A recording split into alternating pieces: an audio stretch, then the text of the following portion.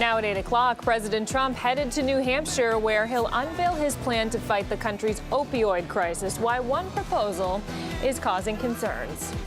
A rideshare driver now under arrest and facing serious charges, accused in an alarming attack in the South End. Investigators trying to figure out what sparked a deadly fire in Springfield. Some people forced to jump out the windows to escape. This is 7 News Today in New England.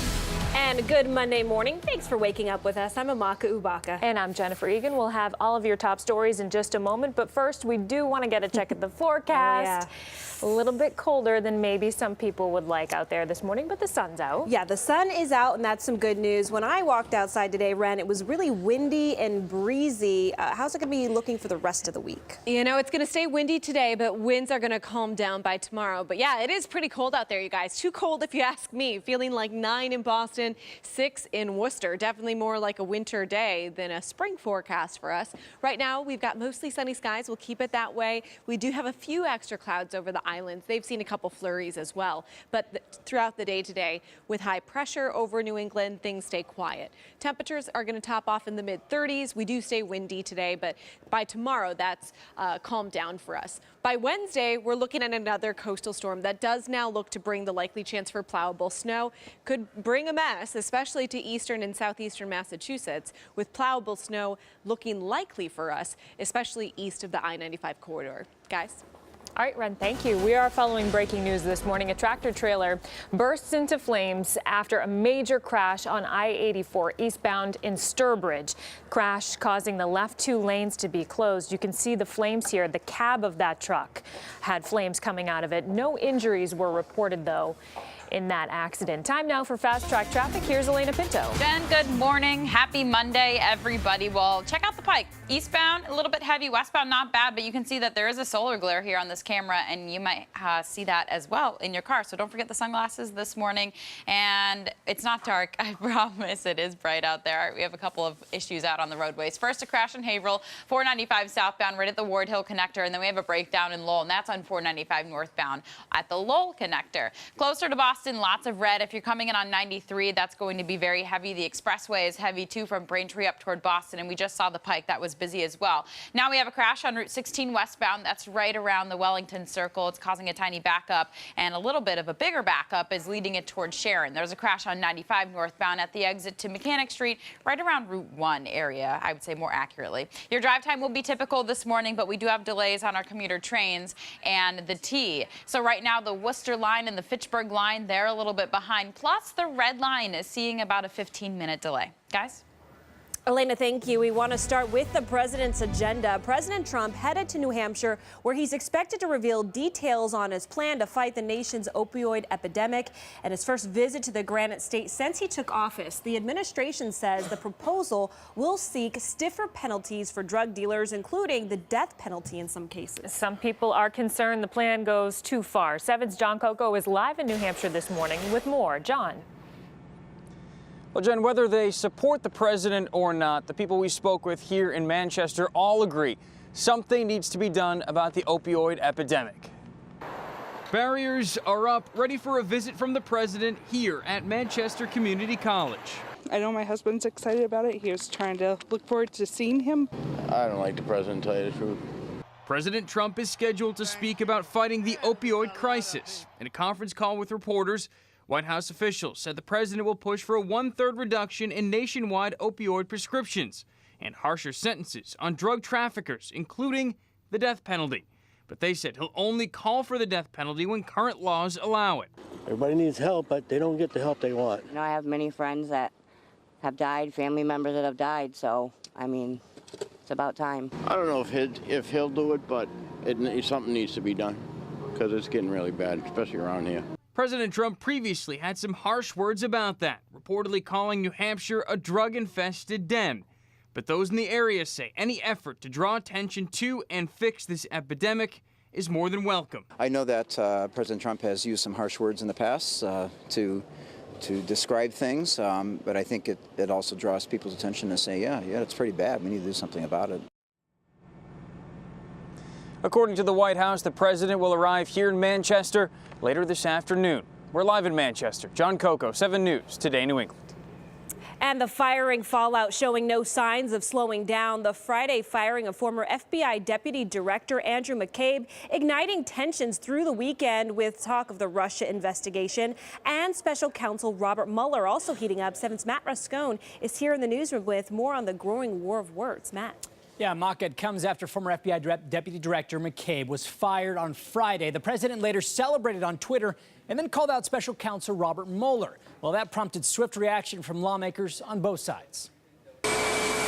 Growing calls from the Capitol for the president to back off after online attacks on the man heading the Russia investigation, special counsel Robert Mueller. If he tried to do that, that would be the beginning of the end of his presidency. It comes amid fallout after Attorney General Jeff Sessions fired former FBI Deputy Director Andrew McCabe less than 2 days before he was supposed to retire. Then on Sunday, President Trump wrote, "Why does the Mueller team have 13 hardened Democrats, some big crooked Hillary supporters, and 0 Republicans?" Another Dem recently added, "Does anyone think this is fair?" And yet there is no collusion. I think the president's expressing his frustration, which I think is well warranted and merited. Now there's concern among Republicans and Democrats that the president could be after Mueller's job. This would undoubtedly result in a constitutional crisis.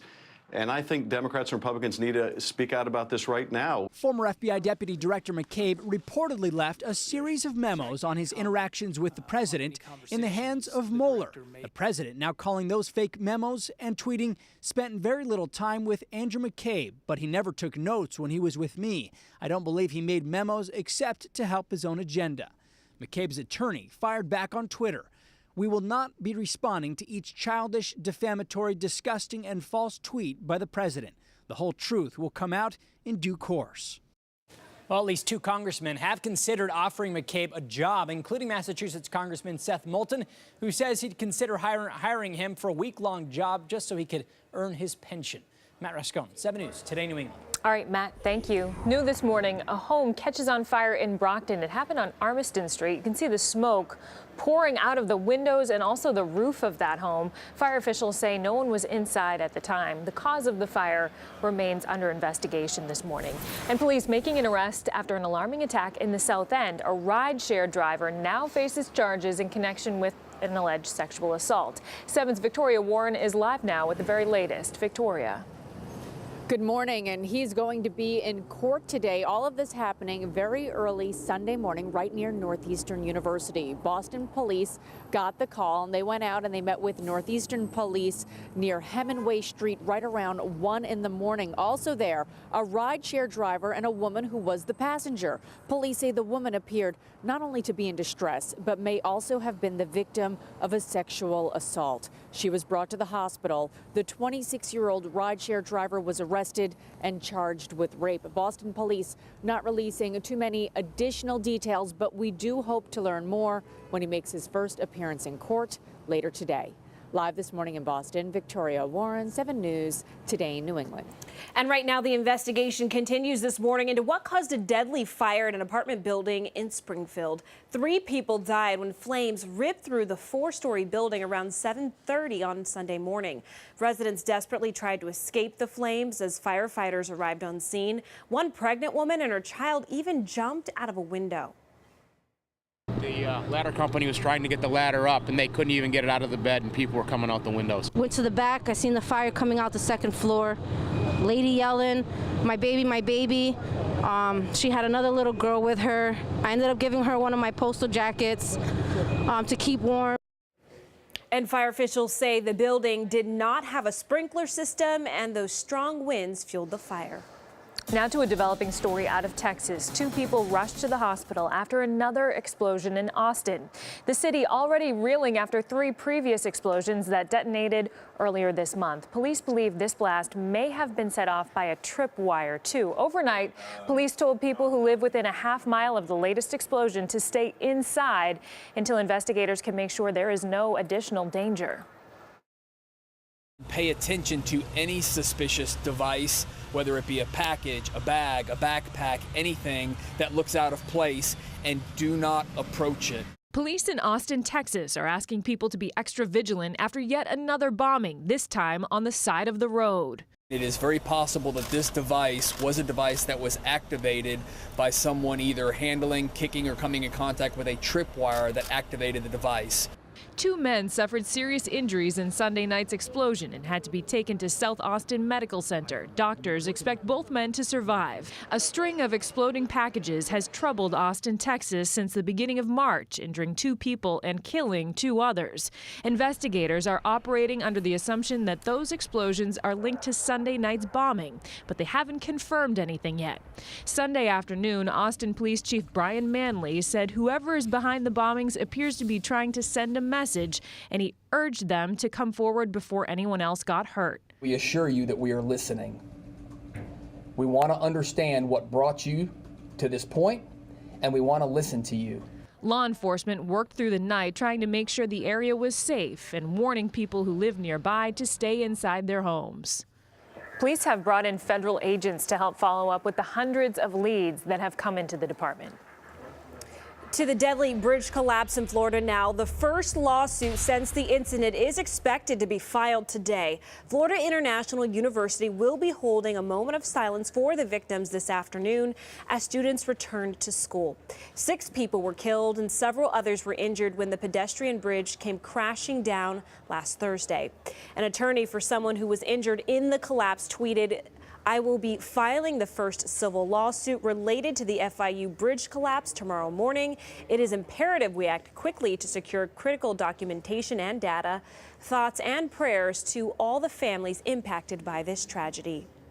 And for the latest on the deadly bridge collapse, stay with the news station on air, online at WHDH.com, and on our mobile and tablet apps. All right, at 8:11, there's still much more to come on Today in New England. We're learning more about the suspected gunman in the Florida school shooting, how an oversight might have made it easier for him to get a gun. Dog demands. Protesters gathering in New York City looking for answers after a dog died on a United Airlines flight. And a Massachusetts state trooper now on administrative leave. What happened over the weekend that has him off the job right now? We'll be right back.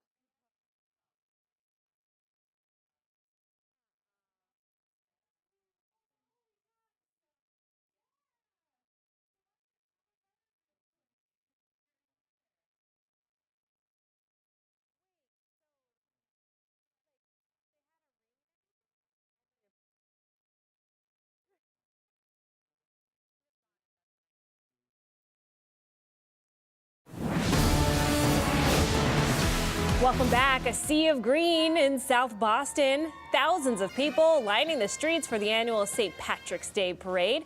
Mayor Walsh shortened the parade route due to safety concerns after Tuesday's blizzard. And yesterday he marched with Governor Baker and other local leaders. Today it's real cold, so it'll be a little bit slower than probably like last year. Last year was warm, it was nice, but hey, you go with the flow, you know what I mean? Parade Day is a great day in South Boston. We've been here for 42 years. It's a great day in Southie, whether it's long, short, as long as everybody's happy, everybody's having a great time, they're respecting the neighborhood. It's just a great day in Southie.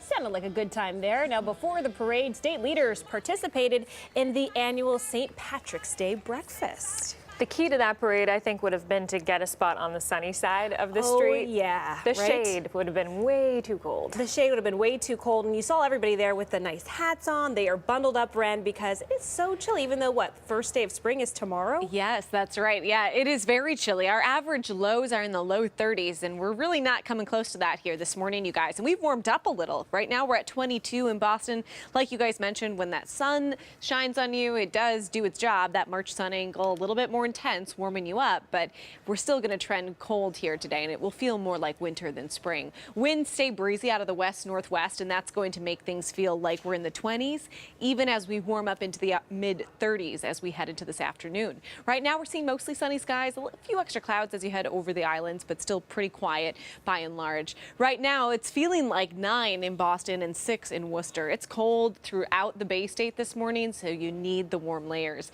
and temperatures won't warm up to average highs here today as we stay in the mid-30s. But high pressure is keeping things quiet for us here today. Cool and quiet today and tomorrow. Temperatures reach into the mid-30s here in Boston with winds staying blustery today, so it's feeling like the 20s. Tonight's another cold night with temperatures in the teens, mid-teens, especially as you head west of 128. Even some low teens into tomorrow morning. A little more mild towards the South Shore of the Cape Islands in the mid-20s, but still cold. Tomorrow we warm up a few extra degrees, but what you will notice is it's going to feel a good deal warmer as winds are much lighter into tomorrow afternoon. And we're looking at the first day of spring with some filtered sunshine, extra cloud cover into the afternoon. And then Wednesday, we're watching a coastal storm that does now look to bring us plowable snow. That looks likely. The track is closer to us, and we're going to start to see that snow intensify into Wednesday afternoon. Still seeing steady snow into Wednesday night. That tapers into early Thursday. We're already seeing that wind down, but plowable snow is likely, strong winds on shore, and some concerns with Thursday morning's high tide. Here's the current snow map. This is likely to change because that track is not fully pinned down, but just to give you an initial idea of what we're thinking, 2 to 4 inches of snow possible here in the city, and we could see more than that across the South Shore. And that's where this band of some more moderate to heavy snow looks to set up. That could change as you head west of 495. Those totals go down a good deal with just a coating to a couple inches possible. So not looking to be as big of a blockbuster storm as what we dealt with last week, but definitely still an inconvenience, especially for the Wednesday evening commute and then the Thursday morning commute as well. To the latest on the Florida school shooting now, we're learning officials were so concerned about the suspected killer in 2016 that they recommended a mental health evaluation. Officials say a sheriff's deputy wanted Nicholas Cruz to be involuntarily committed, but did not follow through with it. And they believe that if this happened, it would have made it more difficult for the teen to buy a gun. Police say the 19-year-old admitted to shooting and killing 17 people at Marjorie Stoneman Douglas High School last month. Cruz has been indicted on first-degree murder charges, and prosecutors are expected to seek the death penalty. Happening today, students at Mansfield High School are expected to walk out of class to protest gun violence. The school said it's happening this morning instead of on Wednesday because of the potential for a snowstorm here. It follows several other walkouts last week to demand stricter gun control. Students have been walking out every week in the wake of the Florida school shooting last month at various schools across the country. The March for Our Lives protest expected to take place this weekend, too, on Saturday, March 24th here in Boston. It'll start with a gathering at Madison Park Technical Vocational High School in Boston. That's according to posts on the organizers' Facebook page. Then people will start marching to a rally at Boston Common. People around the country are expected to take part in the march, including in Washington, to encourage lawmakers to pass a gun control bill. Hundreds of thousands are expected to show up for the March for Our Lives in Washington, D.C. this Saturday, and 7's Brandon Gano will be there. You can look for his live reports only on 7 News. All right, the time is 8:19 this morning, and coming up on the news station, a sheriff's struggle leads to a suspect taking off, how a Good Samaritan helped track him down. And a woman set to face a judge in New Hampshire, what she's accused of doing to a hotel worker in Portsmouth.